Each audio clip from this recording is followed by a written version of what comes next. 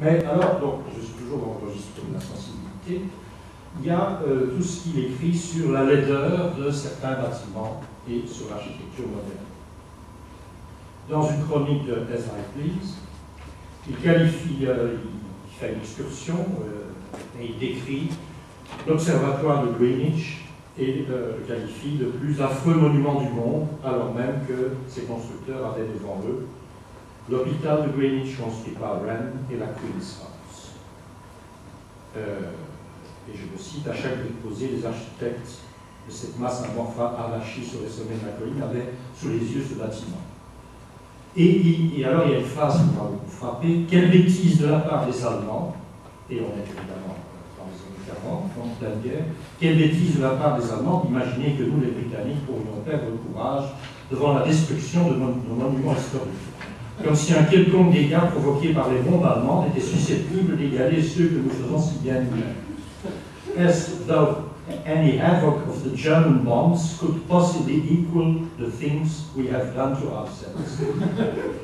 Alors, lorsque j'ai lu ça, moi qui réfléchis beaucoup sur l'architecture, qui ai lu et suivi les déclarations du prince de Galles, du prince Charles, donc Prince of Wales, il y a un discours célèbre en 1984 devant le Royal Institute of British Architects, où il dit ceci: vous avez à reconnaître ceci à la Luftwaffe. Quand elle a détruit nos immeubles, elle ne les a pas remplacés par quelque chose de plus choquant que des décombres. C'est nous qui l'avons fait. Autour de St. Paul, l'urbanisme est devenu la continuation de la guerre par d'autres moyens. We have to give this much to the Luftwaffe. When it knocked down our buildings, it didn't replace it with anything more offensive than rubble. Around St. Paul's, planning turned out to be the continuation of war by other means.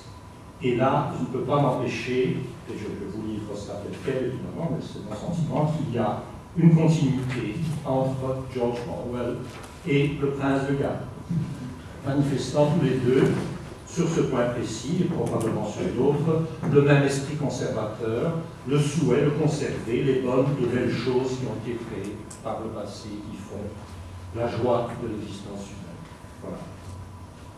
Bon, mais ceci concernait, comme je l'ai annoncé, une sensibilité, et ça ne suffit pas encore à ranger Orwell du côté des conservateurs en matière morale, politique, religieuse. Tout au contraire, As I Please, donc suite de chronique, mais c'est une suite où il y a précisément des thèmes qui reviennent, ce succès qui sont numérotés, contient une série de développements polémiques contre ceux qu'il appelle les principalement catholiques. Ils sont principalement à la revue et au mouvement Criterion. Et ici, nous sommes en plein dans le sujet que j'ai annoncé, donc peut-on concilier les valeurs socialistes et les valeurs conservatrices, d'être à la fois conservateur et socialiste? Et voilà, donc je vais vous lire et commenter quelques citations d'Orwell. Ce que tous ces gens ont en commun, c'est leur refus de croire que la société humaine puisse être fondamentalement améliorée. L'homme n'est pas perfectible, de simples changements politiques ne peuvent avoir aucun effet, le progrès est une illusion. C'est pour ça qu'il résume donc ce pessimisme anthropologique, politique et anthropologique, dû à une conception pessimiste de la nature humaine. De la même façon, Orwell critique ceux qui affirment qu'il n'y a pas d'idées nouvelles. Et là, il s'en prend, et là je suis un petit peu troublé, parce qu'il s'en prend à quelqu'un pour lequel j'ai une énorme admiration, Chesterton, qui a écrit précisément une idée semblable, semble-t-il, dans une préface à Dickens. Orwell commence de cette façon-ci. L'argument selon lequel il n'y a rien de nouveau sous le soleil fait partie du fonds de commerce classique des réactionnaires intelligents, et en particulier des apologistes du catholicisme, qui l'utilisent presque systématiquement. Tout ce que vous pouvez dire ou penser a déjà été pensé avant vous. Cette idée s'enracine dans la peur du progrès. S'il n'y a rien de nouveau sous le soleil, etc. Alors le futur, lorsqu'il adviendra, ressemblera à quelque chose de familier. En tout cas, ce qui n'arrivera jamais, c'est cette chose haïe étant redoutée, un monde peuplé d'êtres libres et égaux. À quoi Orwell rétorque, il y a des idées nouvelles, l'abolition de l'esclavage et bien d'autres.